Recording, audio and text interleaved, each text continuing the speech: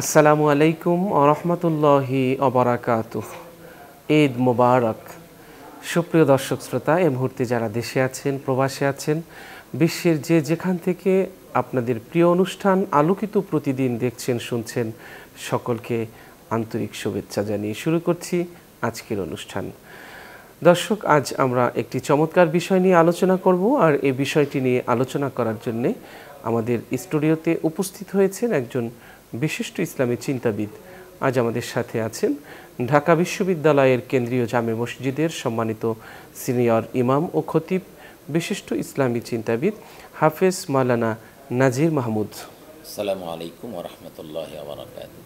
ওয়ালাইকুম আসসালাম ওয়া রাহমাতুল্লাহি ওয়া বারাকাতুহু। মোহতারাম, কেমন আছেন আপনি? আলহামদুলিল্লাহ, আপনি কেমন আছেন? আলহামদুলিল্লাহ, ভালো আছি। দর্শক, আজ আমরা একটি চমৎকার বিষয় নিয়ে আলোচনা করব, আর যে বিষয়টি নিয়ে আলোচনা করব সেটি হচ্ছে ধনী গরিব ভেদাভেদ ভুলে যাওয়ার ঈদ।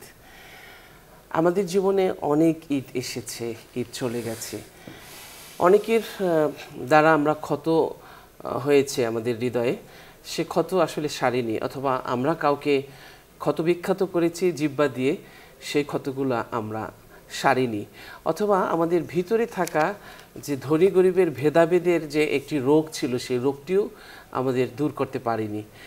আসুন আমরা এবছরের এই ঈদটাকে ধনী গরিব ভেদাভেদ ভুলে যাওয়ার ঈদ হিসেবে আমরা গ্রহণ করে নেই, এবং ধনী গরিব ভেদাভেদ ভুলে যাওয়ার ঈদ হোক। আজকের থেকে যতগুলো ঈদ পাবো, প্রত্যেকটি ঈদ হোক ধনী গরিব ভেদাভেদ ভুলে যাওয়ার ঈদ।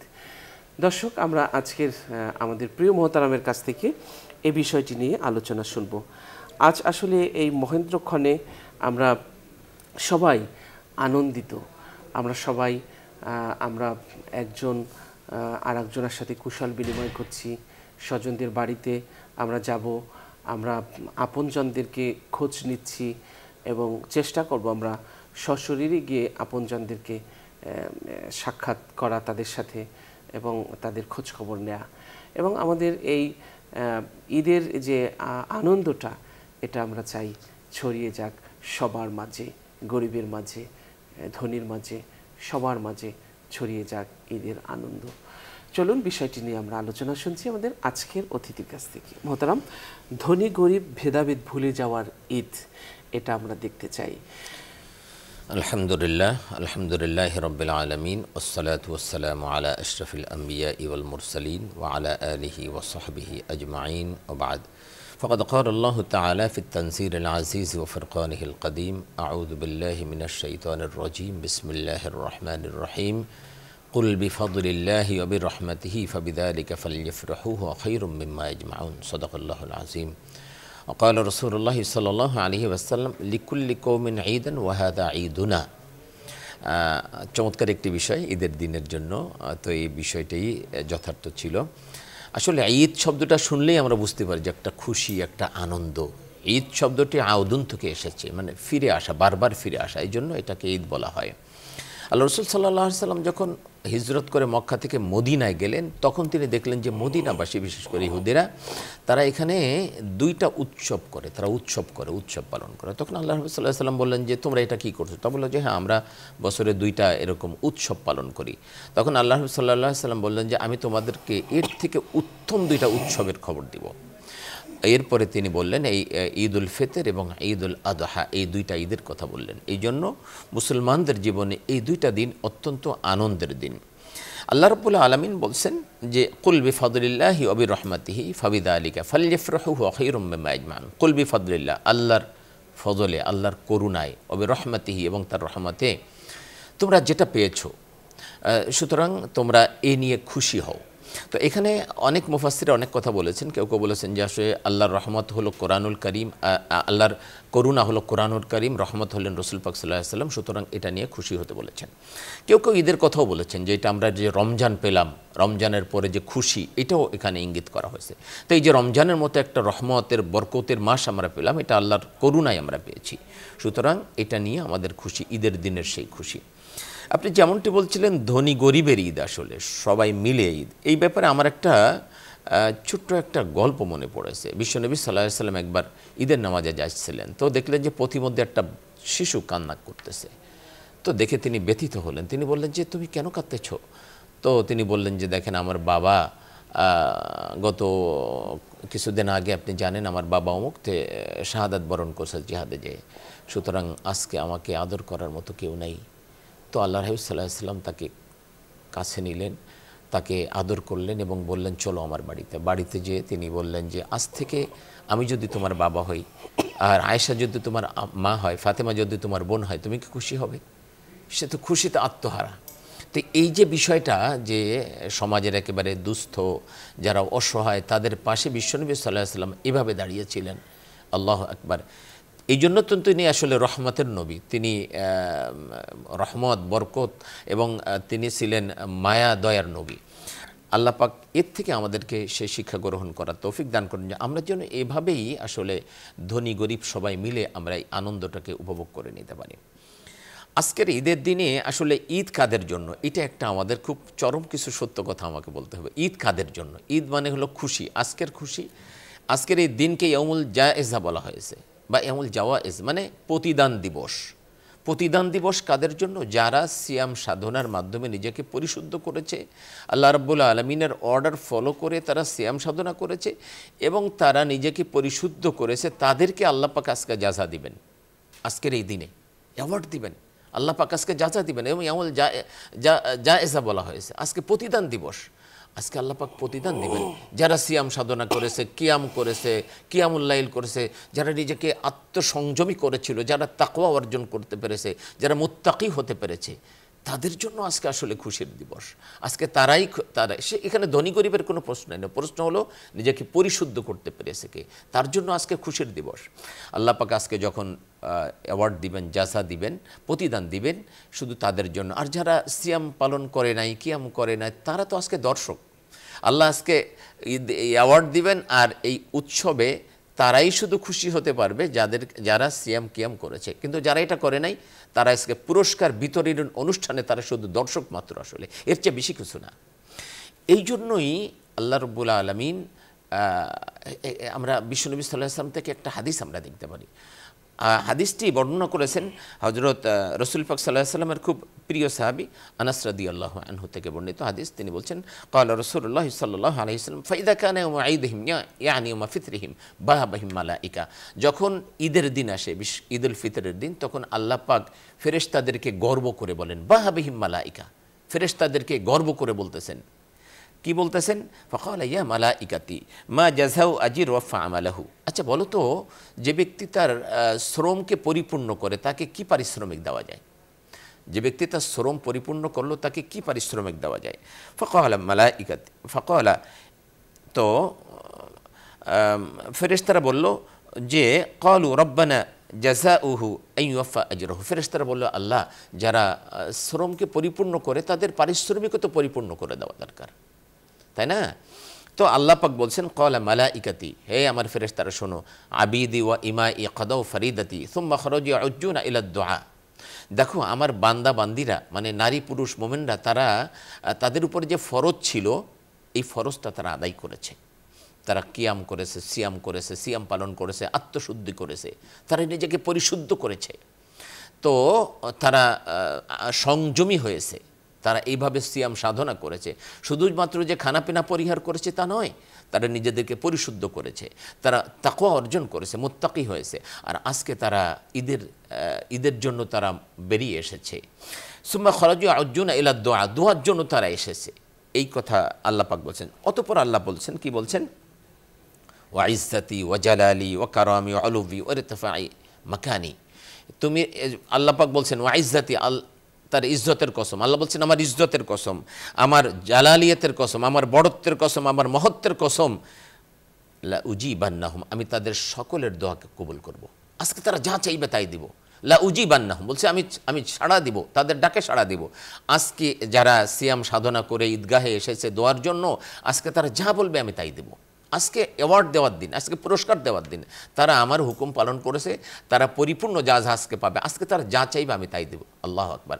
মালিক বলছেন যে আজকে আমার গোলামরা যা চাইবে আমি তাই দিব, তারা আমার কথাকে মান্য করেছে। সুতরাং আজকের দিনে, এই ঈদের দিনে তাদের জন্য মূলত খুশি, তাদের জন্য মূলত ঈদ, যারা এই সিয়াম কিয়ামে রত ছিল, যারা নিজেকে পরিশুদ্ধ করতে পেরেছে। এরপরে আল্লাহ কি বলছেন দেখেন, ফায়াকুলু ইরজিউ ক্বাদ গাফারতু লাকুম, আল্লাহ বলছেন যাও তোমরা ফিরে যাও, আমি তোমাদের সকলকে ক্ষমা করে দিলাম। আল্লাহু আকবার। শুধু তাই না, ওয়াবাদদালতু সাইয়্যাতিকুম হাসানাত, তা তোমাদের বিগত জীবনের যে গুনাহ ছিল সব আমি সওয়াব দ্বারা পরিবর্তন করে দিলাম।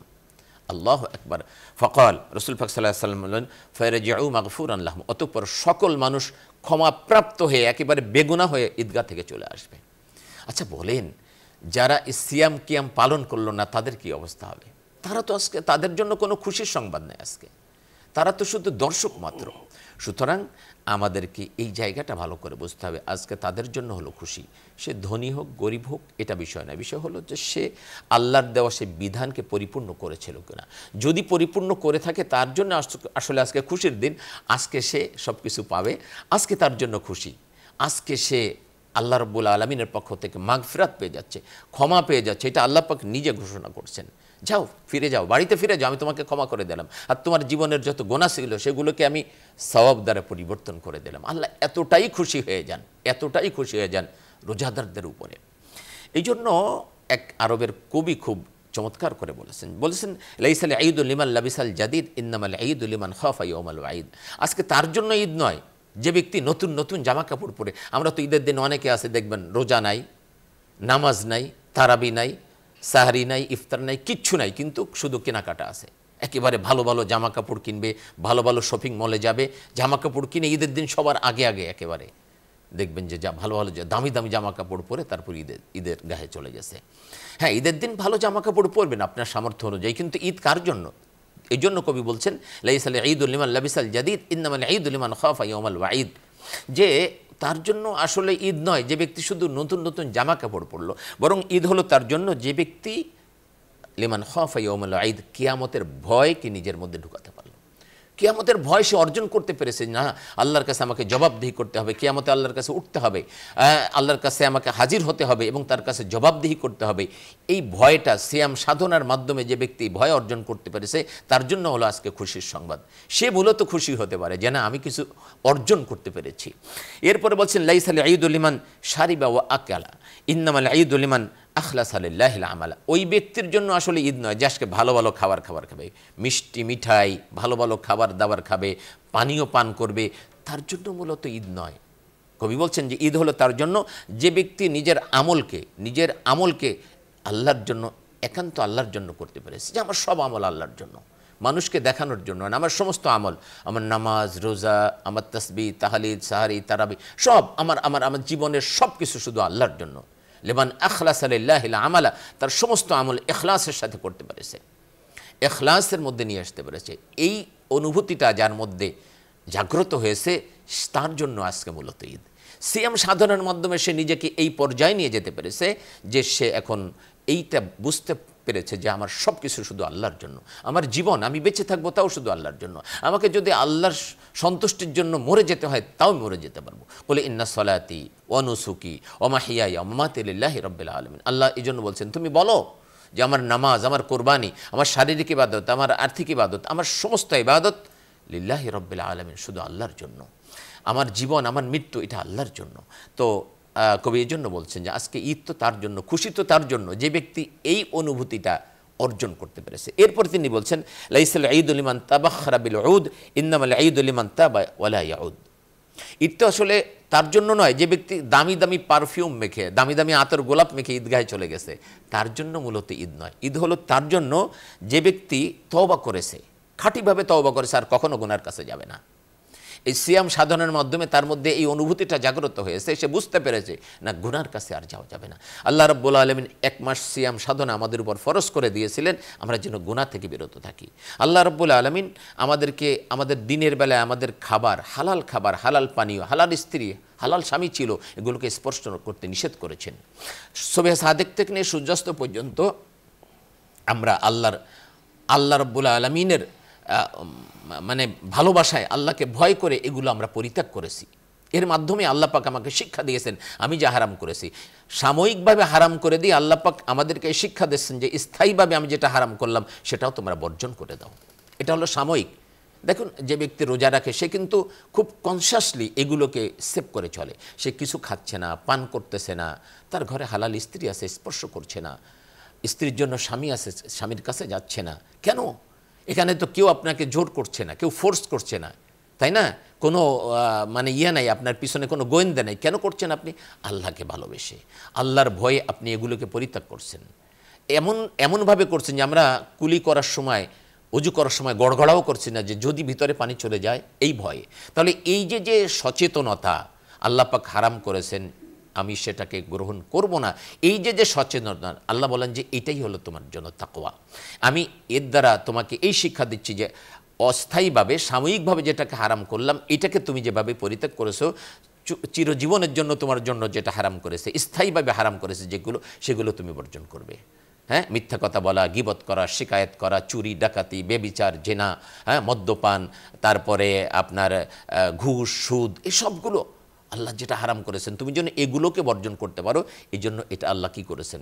হারাম করেছেন। এই জন্য আল্লাহ কবি বলছেন যে আজকে তার জন্য ঈদ নয় যে শুধুমাত্র পারফিউম মেখে একেবারে চতুর্দিকে মানে একেবারে ঘ্রাণে মই মই করছে, এমন অবস্থায় যে ব্যক্তি ঈদগাহে গেছে, আসলে তার জন্য ঈদ নয়, বরং ঈদ হলো ইন্নামাল ঈদু লিমান তাবা ওয়ালা ইয়াউদ, যে ব্যক্তি তওবা করেছে যে না আমি আর গুনার কাছে যাব না, ওয়ালা ইয়াউদ, আর কখনো সেই গুনার কাছে ফিরে যাবে না, একেবারে তাওবাতুন নাসুহা করে ফেলেছে এই সিয়ামের মাধ্যমে, যে না আমি আর কখনো কি করব না, এই গুনার কাছে যাব না। এরপরে তিনি বলছেন লাইসাল ঈদুন লিমান রাকিবাল মাতায়া ইন্নামাল ঈদু লিমান তারাকাল খাতায়া, ওই ব্যক্তির জন্য ঈদ নয় যে ব্যক্তি ঘোড়ায় গাড়িতে চড়ে চড়ে একেবারে ঈদগাহে চলে এসেছে, হাই রাইস গাড়িতে চড়েছে, হ্যাঁ, একদম পাজেরো গাড়ি বা ইত্যাদি ইত্যাদি দামি দামি গাড়ি ঘোড়ায় চড়ে চড়ে সে ঈদগাহে চলে এসেছে খুব শান শওকতে, তার জন্য ঈদ নয়। বলছেন যে ঈদ হলো তার জন্য ইন্নামাল ঈদু লিমান তারাকাল খাতায়া, যে ব্যক্তি গুনাহকে ছেড়ে দিয়েছে, যে আমি আর কোনো গুনাহ করব না, গুনাহকে পরিত্যাগ করতে পেরেছে, এই ওয়াদা যে করতে পেরেছে, এইটার উপরে যে অটল থাকতে পারতেছে,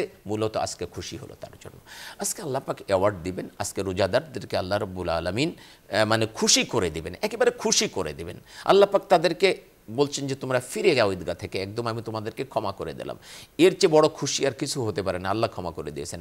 ক্ষমা পাওয়াটা যে কতটা গুরুত্বপূর্ণ একটি বিষয়, ক্ষমা পাওয়াটা যে মানুষের জীবনে কত বড় প্রাপ্তি, এটা যদি আমরা লক্ষ্য করি, যে দেখুন আয়েশা রাদিয়াল্লাহু আনহার একটা কথা, তিনি আল্লাহর হাবিবকে বললেন যে ইয়া রাসূলুল্লাহ, আমি যদি কোনোভাবে জানতেই পারি যে আজকে কদরের রাত, যে রাতটা 1000 মাসের থেকে উত্তম, এক রাত ইবাদত করলে 1000 মাস ইবাদত করলে যত মর্যাদা লাভ করা যেত, ওই এক রাতের ইবাদত তার চেয়ে উত্তম, সমান নয়। 1000 মাস মানে 83 বছর 4 মাস। কেউ যদি লাগাতার 83 বছর 4 মাস দিনের বেলায় রোজা রাখে, রাত জেগে জেগে ইবাদত করে, সারা রাত জেগে জেগে ইবাদত করে 83 বছর 4 মাস লাগাতার, এই ব্যক্তি যতটা মর্যাদা আল্লাহর কাছে লাভ করবে, যতটা সওয়াব পাবে, এই এক রাতে ইবাদত করলে তার চেয়ে বেশি আল্লাহ দিবেন। এটা আল্লাহ ঘোষণা করেছে। এখন আমি যেটা বলতে চাই যে এই রাতের ব্যাপারেও আয়েশা রাদিয়াল্লাহু আনহা বললেন ইয়া রাসূলুল্লাহ, আমি যদি কোনোভাবে জানতেই পারি যে আজকে কদরের রাত, তাহলে আমি কি করব? আল্লাহর হাবিব বললেন কুলি আল্লাহুম্মা ইন্নাকা আফুউন তুহিব্বুল আফওয়া ফাআফু আন্নী, তুমি বলবে হ্যাঁ আল্লাহ আপনি ক্ষমাশীল, আপনি ক্ষমাকে খুব পছন্দ করেন, আমাকে ক্ষমা করে দেন। এত মর্যাদাপূর্ণ রাতে আল্লাহর হাবিব তার প্রিয়তমা স্ত্রীকে কি বললেন? তুমি ক্ষমা চেয়ে নাও। মানে ক্ষমাটা কত বড় প্রাপ্তি। তো আল্লাহ পাক ঈদের দিনে তার রোজাদার বান্দাদেরকে বলছেন যাও, ফিরে যাও, আমি তোমাদের সবাইকে ক্ষমা করে দিলাম। এত বড় অ্যাওয়ার্ড আল্লাহ পাক দিবেন আজকে ঈদের দিনে। সুতরাং আমরা তাদের জন্য আজকে খুশির সংবাদ যারা মূলত সিয়াম কিয়াম করেছে, এক মাস সিয়াম সাধনার কঠোর সংযমের মধ্যে যারা ছিল, তাদের জন্য সুসংবাদ। অনেক অনেক ধন্যবাদ। দর্শক, আমরা ঈদের ছুটি আসলে আমরা কাটাই। এই ঈদের ছুটির দিন আসলে শুধু অবসর নয়, এটি হলো আত্মার খোরাক জোগানোর একটি সময়।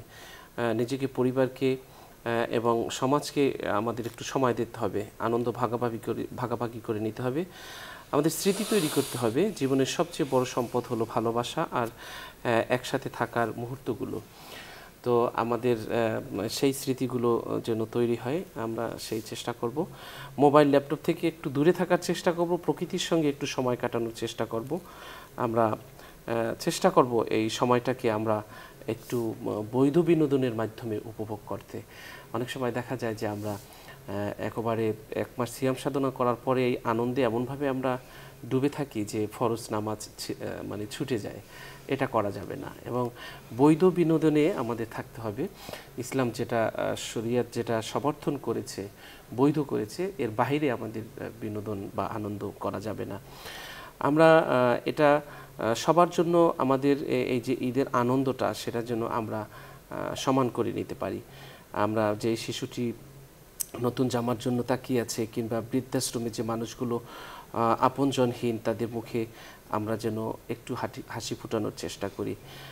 তারপর সামর্থ্য যদি সামান্য অর্থ, খাবার বা সময় দিয়ে হলেও আমরা চেষ্টা করব কারো ঈদকে আলাদা করে মানে ঈদের আনন্দটাকে উপভোগ করার একটি সুযোগ করে দেওয়ার চেষ্টা করব।